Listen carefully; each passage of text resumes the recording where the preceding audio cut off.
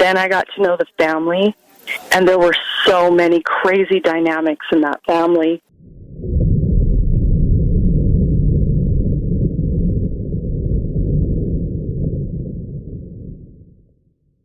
Welcome down the rabbit hole, friends. Tonight, we take a look at Lori Daybell's family of origin and how issues within her upbringing and early life may contribute to the Lori we see now in the courtroom. Born as the second youngest of 5 children to Janice and Barry Cox on June 26, 1973, Lori Noreen Cox grew up in a seemingly happy Mormon household in Southern California. But with more in-depth research, we find that there is much turmoil hidden behind the forced smiles of the Cox children. And there seems to have been a concerted effort to sweep all of these family demons under the rug. Lori's mom, Janice, is quoted as saying, "It was just a big family, and we did have a lot of fun. I raised all our kids in the LDS church, and Lori always loved the scriptures. She took to it right away." Lori's father once claimed that Lori started crying when she was 8 years old while he was trying to educate her on something, simply because she felt that her father was quote-unquote a spiritual giant. Okay, Lori's father. Barry Cox had an outspoken disdain for the law. He was a strong and controlling force in the lives of his family. Janice and Barry appear in the recent Netflix documentary, and they want us to believe that they were a seemingly totally normal Mormon family. But behind closed doors, Janice and Barry faced frequent legal trouble, specifically because Barry had decided not to pay his taxes. This went on for many years until the IRS came a-knockin'. When Barry realized he owed over $300,000 in back taxes, he became militant in publicly stating that, quote-unquote, federal income tax is unlawful, and, quote-unquote, the IRS is a rogue agency. Barry was so dedicated to proving his point that he wrote and published an entire book about how the IRS is a sham. And if that's not enough, Barry was sentenced to 366 days in prison for making a false statement to the IRS in 1999. In addition, Barry was also reprimanded by the Arizona State Bar because he was quote-unquote engaging in the unauthorized practice of law. As recently as 2018. This means that Barry was trying to unlawfully impersonate a lawyer. It's here that I also need to mention that on court records from a custody battle, Barry Cox was also once arrested for solicitation of prostitution, though it's unknown what happened with this charge in the end. I believe Barry Cox was Lori Daybell's first example of a seemingly strong male Mormon figurehead. She seemed to worship him, and interviews with family members seem to indicate that Barry Cox most valued in his female children their good looks and their dedication to Mormonism.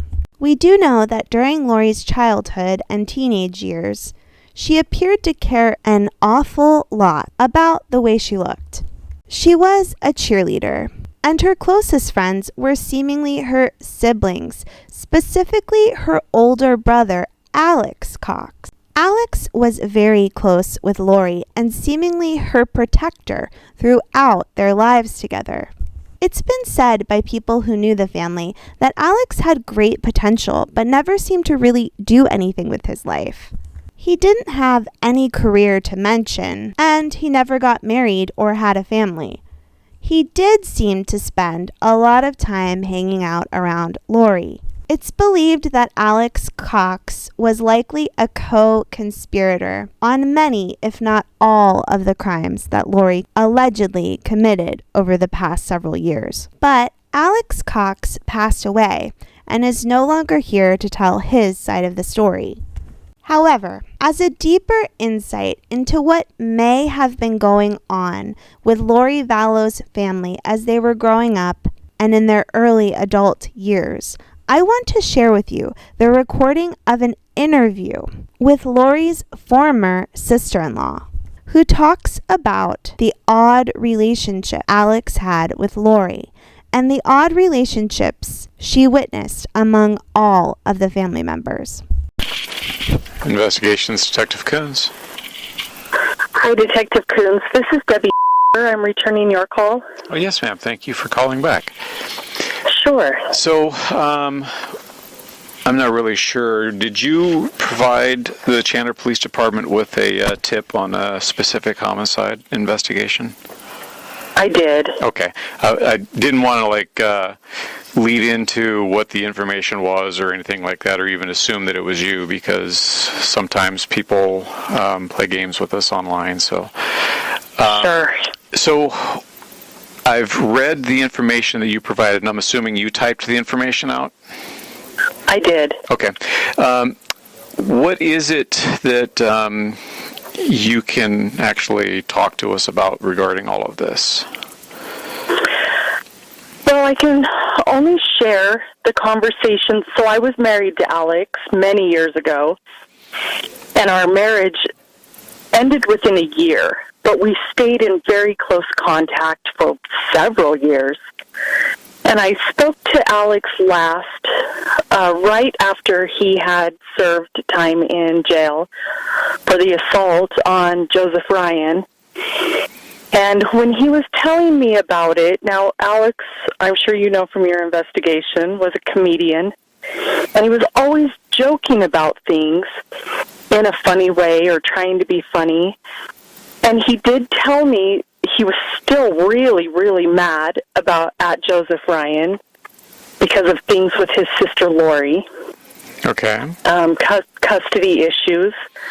And he had told me that Joseph Ryan had possibly abused the kids, Colby, as well as Tylee.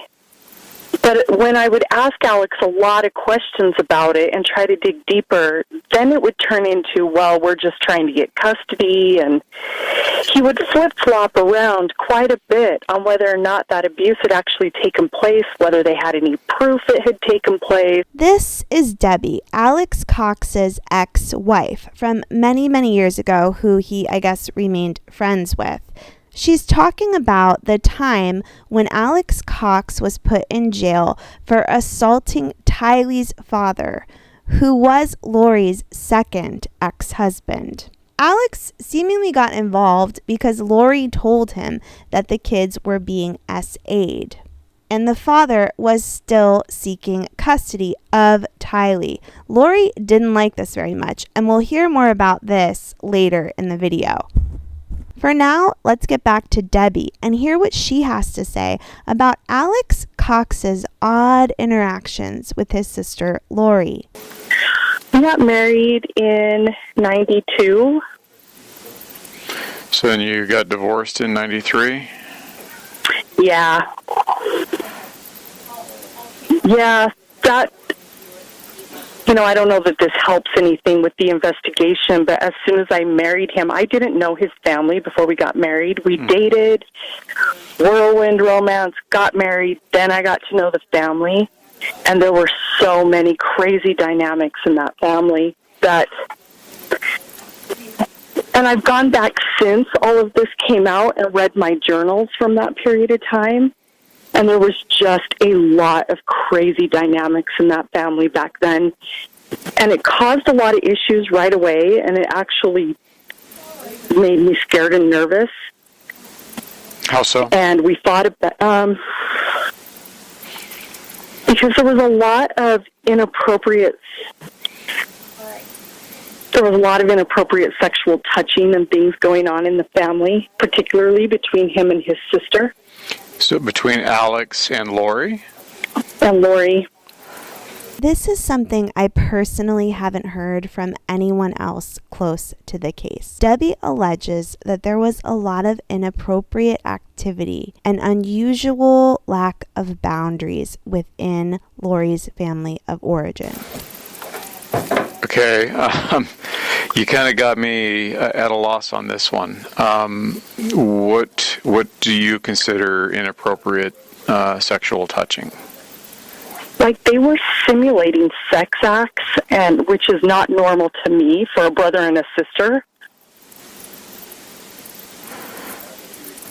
For example, he would pick her up and she'd wrap her legs around his waist, and he would kind of bounce her up and down on himself. Okay. In front of me, and they would moan and simulate sex acts. And I have brothers, and I would never act like that with one of my brothers. Okay. And his mom and dad talked about their sex life in front of us constantly, and it just kind of seemed to be a game for them. Oh, to the talk mom and about dad didn't really object to it then, huh? No, not at all. All of this was going on in the family, in front of everybody. They had no shame. As I've gone further and further down this rabbit hole, it makes perfect sense to me that Lori Daybell's family of origin would have completely inappropriate boundaries, if not actual abuse, going on. Okay.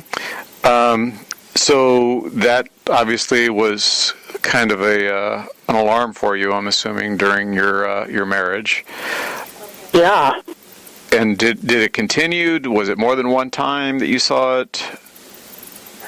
Yeah, it was just about every time we were with them. Now, Alex and I only lived together married for about 4 or 5 months.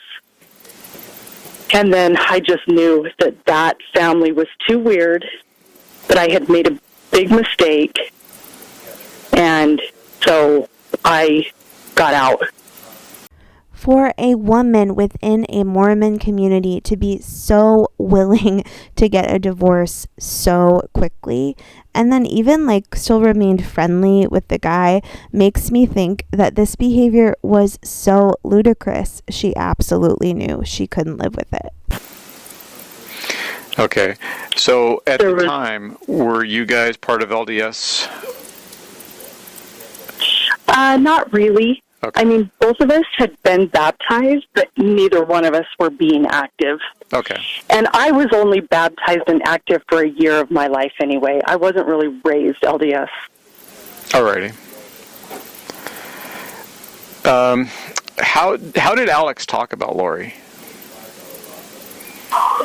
Well, he was a really, really protective big brother, but he also talked about her being hot, and he sexualized her quite a bit.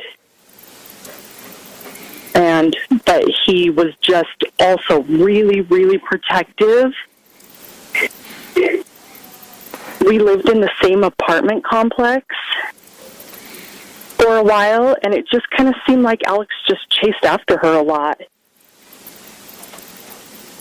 Did you ever suspect anything more going on other than their playfulness, I guess? Well, I asked him because he did touch her breasts and things, but they were allowed to do that in their family. So to him, he didn't think it was weird. He thought I was weird for thinking it was weird. And so we talked about that stuff a lot, but I didn't think he was sleeping with her. Okay. I just thought he had the liberty to touch her. Did you ever confront him on that? Yeah, I did. And I confronted him on, what about when we have kids? Would you allow that between our kids? And he just didn't think that there was anything wrong with what was going on. This, to me, just leaves like a very sour taste in my mouth about what was going on among the children in this family and what may have been going on with the father-children relationships here. Okay. So we thought about it. So you mentioned that he was a protective big brother. Can you talk to me a little bit more about that? Well, he just, she had been married. She got married really quickly. I think she ran off to Las Vegas, and this was right before I married Alex.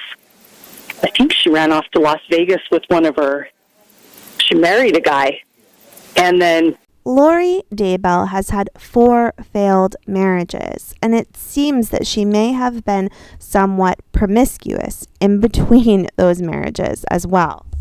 It's not what you would expect from a woman who says she's giving herself over entirely to the temple and Mormonism. came home, and Alex would just always talk about how he wanted to go kick his ass. Was this Joe or was this somebody else? No, this was someone else. She got married when she was like 18. Oh, okay. And they didn't approve of her choice, and she did run away and elope. And the minute she got back to California, their dad, Barry, made her divorce him. And so Alex was like really, really bothered by that. But if anybody kind of looked at her wrong or treated her how he thought was not right, then he was always talking about how he wanted to kick their ass. Okay, and did you ever see him take steps to that? No. I really thought he was all talk and no action on that. He always just talked really tough back then. Alex would go on to be arrested and jailed for assault on Lori's second husband and to admit to shooting Charles Vallow, Lori's most recent husband before Chad. And so a lot of the inappropriate behavior that I saw, I didn't see any of that in Utah. All of the inappropriate behavior I saw was in California at their mom and dad's house. So anytime that you guys went to visit the parents, that's when you saw this behavior? Yeah. Okay. And otherwise, how was his behavior at the apartments other than, I guess, kind of touching her? At the apartments, I didn't really see them interact too much. It seemed like here in Utah, she had her friends that she ran around with, and Alex and I were always together. And so I didn't see a whole lot of interaction. I just remember a lot of the conversations about him wanting to beat up the guys she was dating. And he was always kind of obsessed with where she was going and what she was doing, but we didn't do a lot with her. Okay, and is that also during that time frame that he would refer to her as being hot, or would that be only when you were visiting the family? No, that was during that time he would talk about how hot she was. Okay, and to your knowledge, are they biological brother and sister? They are, to my knowledge. Okay. This interview gives such a different perception of what was going on with Lori Daybell's family than what we've seen on, for example, the Netflix series. And we've heard so little about it in the mainstream coverage of this case so far. I do wonder if any of the inappropriate relationships discussed here will come out in the trial, especially when Lori is doing everything she can to try to prove that she has some level of innocence in this case. If Lori experienced any kind of SA in her childhood, especially from family members and especially from Alex Cox, who is believed to have been a co-conspirator, it could be brought up in court and used as a factor of why Lori may have been intimidated or struggled with creating appropriate relationships with her own children. Janice and Barry are still mostly known for having defended their daughter in connection to the disappearance of her children, Tylee and JJ. Lori invested her whole life in those children, the supportive mother told CBS News in May 2020 alongside her youngest, Summer, for the interview. So we know there's a whole nother side to this. We don't know what it is, but we know her. Janice then went as far to add, even though she isn't aware of the 16 and 7-year-old's whereabouts, she's quote-unquote positive beyond any doubt that Lori hasn't harmed those kids. Most of the Cox family was vehemently proclaiming Lori's innocence at first, but their sentiments did change after the children's bodies were recovered from her husband's property. In a statement signed by Janice, Barry, Summer, and a few other members of the family, they conveyed that they'd maintained a strong hope and belief that the kids were alive and well, and with that hope and belief apparently shattered, they struggled to find comfort and hope in this potential new reality. They missed JJ and Tylee very much. The family will continue to closely watch the developing situation and will anxiously await the pending conclusions with heavy hearts. Thank you for joining me here tonight, friends. Join me down the rabbit hole next time as we discuss Chad Daybell's family of origin, as well as Lori's odd obsession with the popular teenage series called Twilight.